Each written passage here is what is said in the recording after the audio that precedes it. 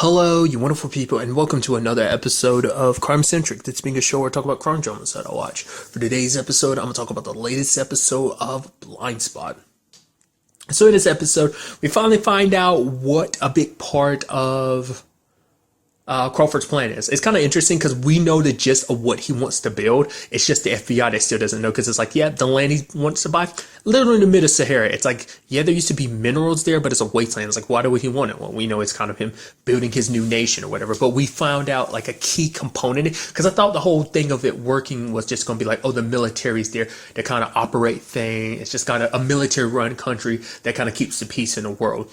Well, it seems a main component in that is this new sonic weapon he's working on. I mean, it's kind of bouncing around. It ends up getting destroyed in the episode, but I guess he'll have to find another means of doing it, which is kind of crazy, because that's a super powerful fucking weapon. It has a very long range, and it can kind of hit anywhere in any place. It can also go through bulletproof glass and even go outright shatter it. So, because basically the sonic waves will send out rays that basically start shutting down your organs one at a time, type of thing. So it can take people out pretty quickly. The sad thing is, like, we do see that Avery's dad was kind of a part of this. It's hard to say whether it seemed, because at first, like, I don't know, like, for whatever reason, I was still kind of under the impression, like, oh, Avery's dad didn't know necessarily. Yeah, he did stuff here and there for Crawford. Maybe he didn't know the grand scheme of things. Maybe he was just kind of like being misled. You know, he was just on his word. It's like, no. Her dad was neck deep in. So it makes you wonder, like, what made him decide to turn on Crawford? Why did Crawford have, like, we know that his, like, it seems like, because Avery's under the impression he died from suicide, but it's like, we know, like, we saw at the end of one episode, his body was being disposed of. It had stab wounds in it. So it's kind of like, no, like, he was murdered. But it's like, what? I mean, it seems like he was kind of one of the top people that Crawford relied on, so why would he kill him? Like, I guess I guess because of Avery, he started feeling bad about this, so he didn't want to kind of be a part of it anymore. And for Crawford, it's like, you don't just walk away from me. So knowing what he knew too, maybe he even maybe the fact of the matter is he was having doubts. And that's what kind of led that. I mean, ultimately, it makes me wonder, like, to get the information that he got, do you think that could have been what it was? That Roman was actually working with Avery's dad, that he's the reason why Avery's dad is dead. Like, Avery was Roman went to him, kind of manipulated him to be like, oh, you want a way out? And he kind of gave Avery's dad, foster father, a way out. And then his dad was just kind of like kind of got caught by Crawford and killed, which is kind of interesting considering the fact is, like, obviously, like, Roman started all of this off with the worst of intentions of, like, trying to break down Crawford's organization, but it's just kind of interesting to think about, like, yeah, not only did he do that, but he was potentially the one that kind of started the descent amongst your organization by turning one of your loyal people against you. Immediately where my thought process is about the whole thing, but maybe that's not true at all. But what's also interesting about this is, because this all deals with a tattoo that was of a beetle, which immediately had Reed pointing out, it's like, oh yeah, actually those are two separate beetles put together. It's like, oh, it's this beetle and that beetle. Everyone looks at it, he's like, what? I have hobbies outside of things. Because it's kind of interesting, even though Roman doesn't kind of stopped helping them with the tattoos, they ended up getting a ping because this dude named Dashiell was publishing a book, was basically exposing the secrets. So it's kind of interesting because basically all the stuff he had, like, a lot of the information he had gathered was kind of true. It was about the weapon. It was about the fact that it matters. It's kind of government secret that a general ended up getting killed because of his connection to this. Because it seemed like basically the government was paying for the weapon to be made, but they didn't realize they were actually making it. They were paying for it to be given to someone else, and that's Crawford. Because the military wanted a demonstration of it, but Crawford didn't want them to know that was ready. Because as long as they didn't know it was ready, they'd keep funneling money, and they'd be none the wiser that, see everything that Crawford was up to. Hence why they kind of took the general out of their equation. But sadly, Dashiell didn't get everything right. He kind of believed the whole thing was mind control. He thought was what. But I guess, even with everything kind of being told, like, even with a little bit of crazy, there is some truth, some nugget of truth kind of mixed in there. Interestingly enough, the actor who plays, he just calls by Dash, but the actor who plays him is the same dude who plays Sunny Shine from Happy, which I think is so interesting because also there was like an episode a while back where the actress who played Amanda in Happy was also in it, so it's just kind of a funny thing to me. I did like that they stuck Patterson and Dash together because he is kind of like a crazy man in our eyes, and it's like, oh god, this filing system yours sucks, and it's just like, how am I supposed to find anything? It's like, well, it's supposed to be separated so no one finds anything, but we're looking for it and we can't. And it's just kind of like, he is a little crazy, kind of out there with his conspiracy theories and stuff like that, but he did kind of help piece things together. It is kind of interesting because he can call himself out on his own stuff because it's kind of like, oh, he's like, oh, so like, you're right, I am crazy because I actually thought it was like some mind control weapon or something like that. And she's like, I need your help sifting through your stuff. And he's like, is this just your way of saying that I have terrible handwriting? She's like, it is the worst I've ever seen. Even him being excited at the end is like, ooh, I get to be part of a cover-up. And he was literally sitting there talking to Avery about like aliens too. It's just like, yeah, where are they? They're all in Detroit. It's like, Avery's like, yeah. It's like, okay, I like you a lot, Dash. Maybe we'll get to see Dash in the future because the fact of the matter is he's actually really good at what he does. Because of the fact of the matter is, like, even though some of the stuff was wrong, like, he got access to a lot of information no one else got access to. He figured out some things that no one else figured out. So I think that speaks volumes. So I do hope we get to see some more from Dash in the future. I'm sure he'll be connected to some more crazy conspiracy theories that will turn out to have some nuggets of truth sprinkled in them, you know. So, but the entire episode also dealt with the fact is that Roman, which is kind of an interesting thing. It's the fact is that even, I think I was bringing it up earlier, but the fact of the matter is that the tattoos were still active even without him. Because I guess, because, you know, that came out of nowhere because that's a contingency. Like, that's something he couldn't have seen coming. Like, Dash having his own resources and kind of piecing everything together. Like, it operating the system because he used the Beetle signal that was connected to the dude Michael, who was connected to his company Varnu, which was connected to Crawford. Like, just like all that. Like, you can't foresee that necessarily coming. That's what kind of triggered everything. Not just for the FBI, but also Roman. And so Roman took this opportunity to try and clean house, get rid of anything that might connect to Crawford. That included going after Gans, and they needed to go to this dude named Failer. Interesting enough, he's like this hitman in season 1 of Daredevil, kind of like psychopathic one. That dude. It's kind of interesting when Roman got him because he had Roman kind of having to break, you know, being himself and has to go back to being, Tom, which is interesting considering the fact is it's like, within the show, he's having to pretend to be someone else while he's pretending to be someone else within the confines of the show. It's just kind of funny when you think about it. So it's like, oh, I'm Roman here, and it's like, oh, I'm talking to Blake. I gotta be Tom. Even like when he was drowning the dude in the tub, and he's just like, shh. Can't you choke a little quieter? And the dude's like, you're crazy. He's like, yeah, you're right. I kind of am. It's like, that's psychotic because it's like you're literally drowning the dude and your girlfriend is literally in the next room and you're doing that. And it's like that.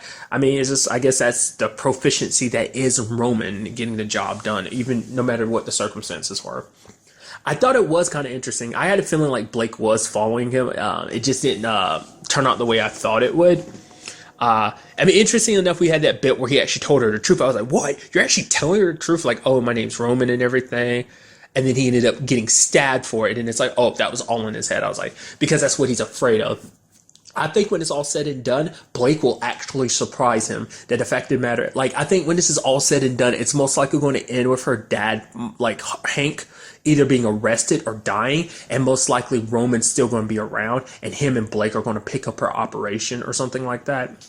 I don't know, or Blake's just going to run it by herself because Roman's going to get killed, or her dad's going to get killed, or one's going to be arrested and the other one's killed, or they're both killed. Whatever the case may be, like, that might be what ends up pushing her to kind of, for right now, she seems like a very, you know, well-adjusted, good person, but there's still, I'm always kind of waiting for the twist, because I thought, like, when it was all said and done, she was going to be like, I accept you as you are, Roman. And it's like, oh, let's work together. I'll work together with you and Dad, and we'll take this whole thing down, which is like, I don't know. I feel like she'd be the moment she finds out the truth is kind of what you would assume is the fact that she wouldn't be okay with everything. But there's a part of me that's kind of expecting her to. Like I said, there's still that part of my brain that's going back to that time Tasha was off being suspicious, like during that operation, like what was it?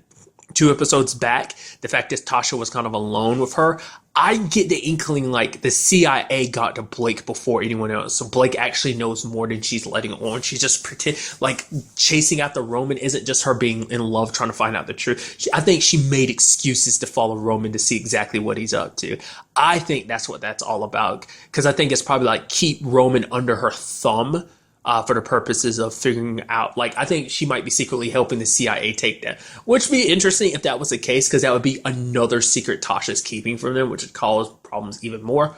I don't know. Like I said, that's just the inkling in my brain. Like I said, just Tasha during that episode, just she was doing some stuff that looked suspicious to me. Like I said, she got a call from Keaton, but I talked about her afterwards being like, maybe it was nothing, but I feel like it was something, but who knows? Maybe that's just kind of like she got the call and it's just kind of like him talking about like, yeah, this and that. And she's kind of like, oh yeah, the CIA world, blah, blah, blah, blah. Got these secrets I'm keeping from people and the backlash between me and Patterson she was dealing with.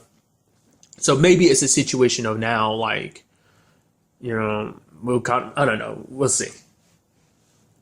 Especially when she woke up in the middle, like when Roman was leaving, I thought she was going to follow him. And I thought maybe during that whole gunfight between Jane and him, he was going to get caught up in it. So that she was going to get caught up in it. Turns out not the case. Or maybe she show up at the last second. Tom, get in. And she helps him get away. I thought that was going to be him. Well, also thought was kind of interesting is Roman kept saying, it's like, yeah, good to see you again, sis. Look at you. You're not this bad of a shot. So obviously you don't want to kill me. She's like, I don't, but I will if I have to. And the fact of the matter is he makes a run for it. And she points the gun and pulls the trigger, but no bullets come out. He's like, good to know. Because now it sets up in his mind, like, no. Like he thought Jane would be hesitant to pull the trigger, but it's like when the time came for her, she would be willing to pull the trigger if it meant stopping all this, because she's like, you become a monster, and to stop a man like Crawford, who's a bigger monster too, it's like if she has to, she will put them both down. So I didn't talk about it too, but I really like the way Avery helped with the case with that lady of Varnu, Camille Moon. How Avery kind of played along. It's like, oh yeah, like Avery's like, yeah, my dad worked with him. Yeah. Oh, how I know all this is because my dad left some journals. It's like, wow, you guys are playing her super hard. That's super good.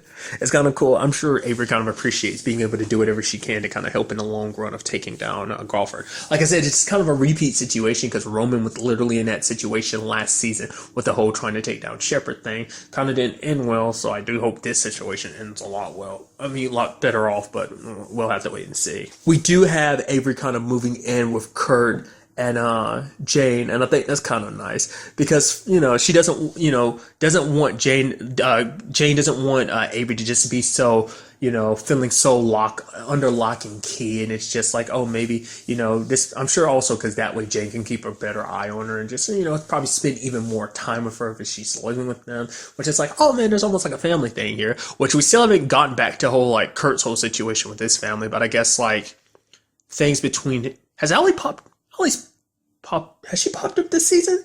She has, hasn't she? Yes, she did. Didn't she? I don't know. Well, I mean, to be fair, his daughter is in Colorado, so there's that whole situation. So it's probably like, I mean, we haven't seen him cut back to that, so I guess it's just kind of like maybe things didn't end so well between him and Allie, like when he kind of left his daughter behind to kind of go looking for Jane for such a long time. Like that became his main focus, so he kind of let his responsibilities as dad kind of slip by. Like I said, Allie popped up this season, didn't she? Or is that my imagination? I feel like they ran into her this season, because isn't this the same season, or was that last season with that mobster criminal dude? I can't remember if that was this season or last season. I feel like that might have been last season, so I don't know. I'm blanking. Either way, that's something that hasn't really come up. We haven't seen him kind of interacting as a dad under those circumstances. So that's just kind of something that's kind of flowing on my mind. It's also interesting that when it's all said and done, still, you have Roman almost still being like, oh, let's run away together. Because I think he's dedicated to Crawford, sure. But I think for him, his biggest reason for doing all of this is Blake. It was never about Crawford. It was just about Blake. And so I think in his mind, Crawford kind of comes second to Blake, you know, so he does everything for her sake, especially because she goes, like, she doesn't want to run away because she likes her life, so he wants to ensure that that life still kind of stays the same without her kind of getting too involved in everything. So even more motivation for him to do what he's doing, you know.